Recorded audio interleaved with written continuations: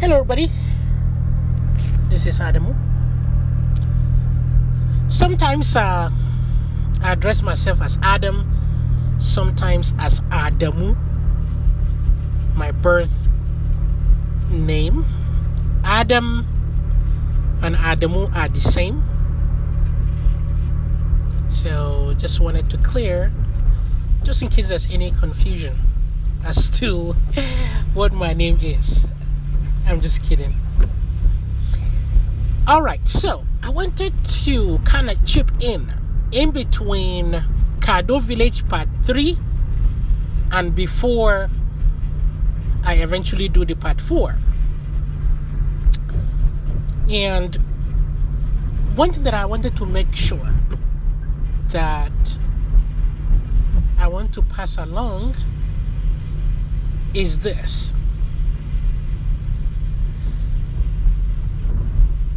Just because a society doesn't have a government is not that alone would not make that country live in peace and be prosperous, right? So just because Kado Village had no government whatsoever, although it's just a town and we operate under a government, i.e. Nigeria, absence of government is not a recipe for peace and prosperity. That is my point. It is important to understand what actually is the key to building lasting peace and prosperity, which is morality, virtue. That is it, virtue. Now, it doesn't mean that the people of Kado are not virtuous. That's why we weren't rich and prosperous, according to at least, standards here in the West.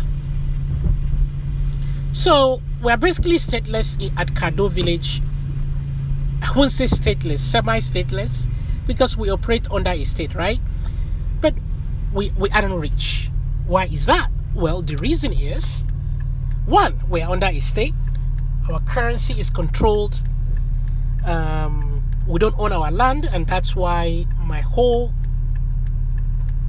hometown, more than half of it was gone, including my house. But we definitely retained a large degree of freedom that I've never seen here, in fact.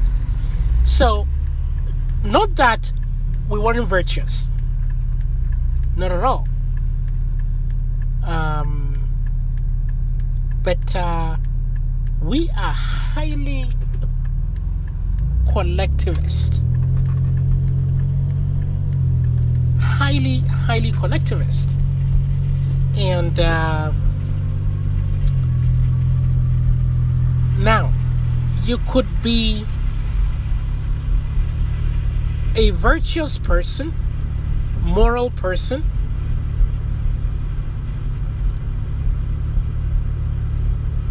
and still be collectivist, right?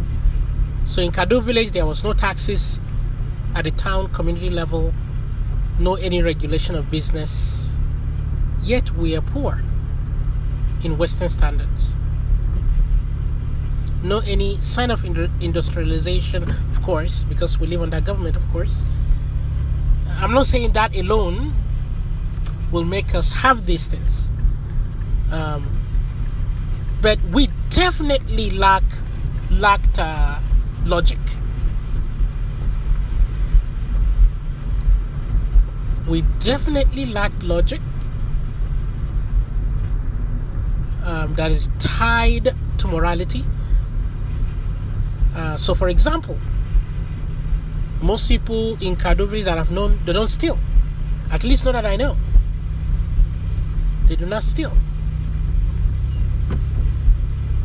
So they upheld, at least part of the non-aggression principle. Do not aggress upon someone or someone else's property. But we were not logical. And morality, we've gotten our morality through something else rather than the non-aggression principle that is based on logic and science.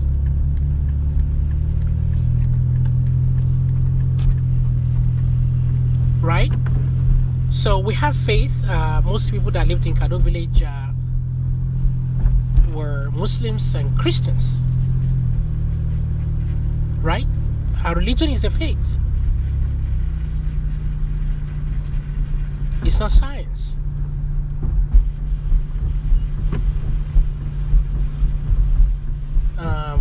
So that is the source of our morality. Our culture. So I'm Hausa. My Hausa culture is a huge source of morality, as the culture itself prohibits stealing, rape, and that kind of thing. But it's not based on logic.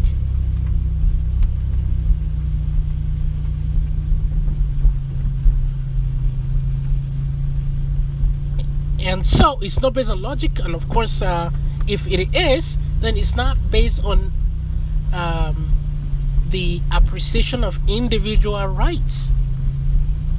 That is why not just religion alone, the culture itself, I think it's actually the culture itself,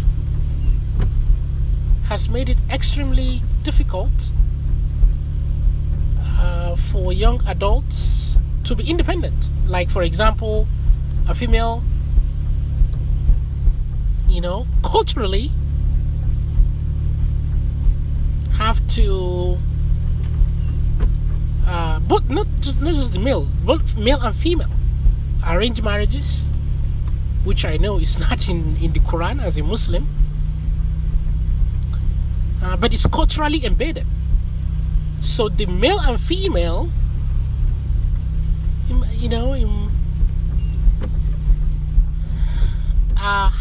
the opinion of their parents and the people around them weigh heavily.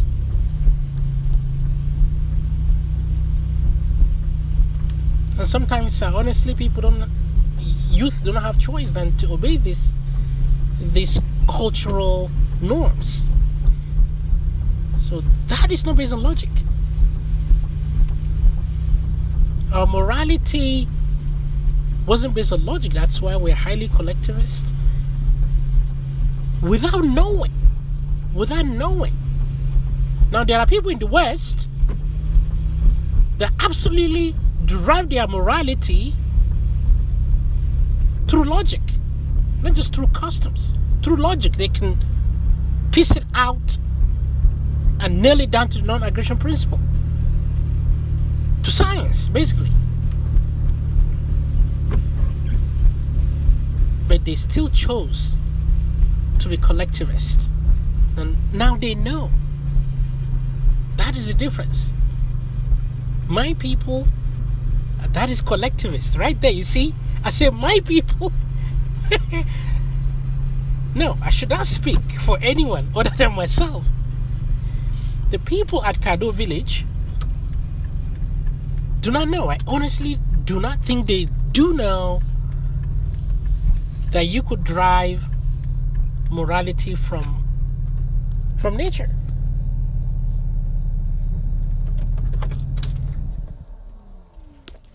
The non-aggression principle basically, when you, like, the non-aggression principle, free market, free people, wherever it's tested, people's lives got a lot better. This is not something that is new. Almost every economist agree that free markets is better than central planning.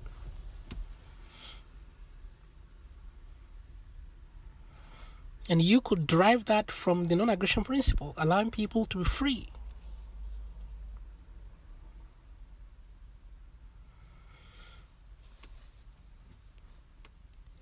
And really, the nature itself, which we are part of it, that's how we understand nature.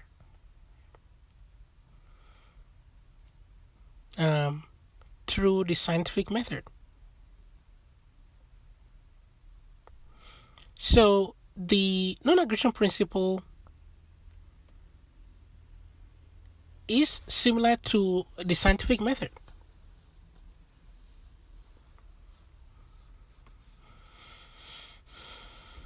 So that is the difference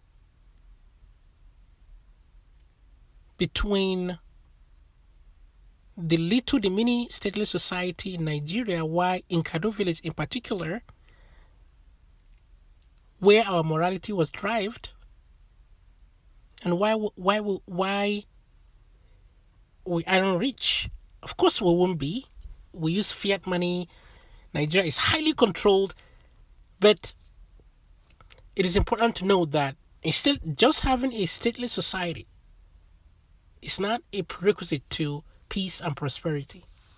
People have to derive their morality through logic and reasoning.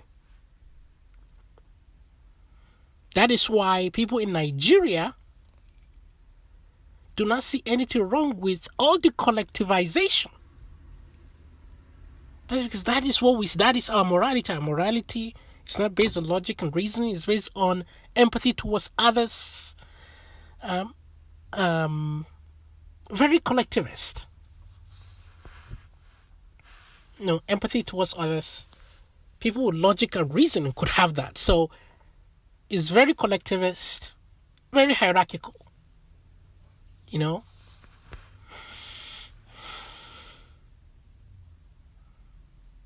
So I hope at least that is a little clear as to what actually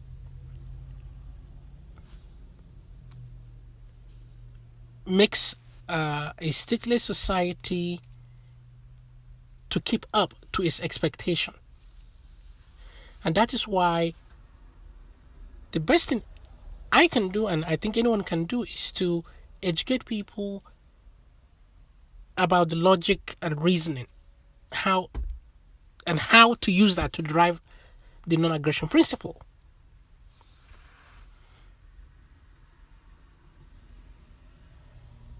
Thank you very much for listening. I'll talk to you later.